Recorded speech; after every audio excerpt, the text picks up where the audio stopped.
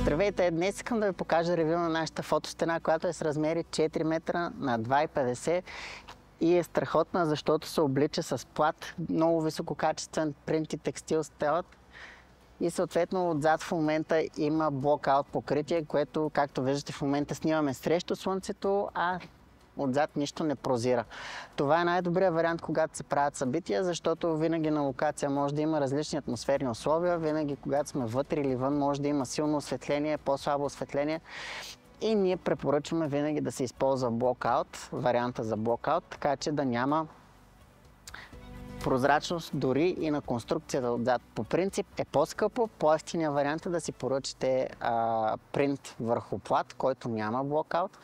Разликата в цената за този размер е около 200 лева, но определено има значение, когато после видите крайния резултат. Фоторамката е 2,50, както казах, висока, на 4 метра широка. Могат, когато застана до нея, ето, виждате къде съм.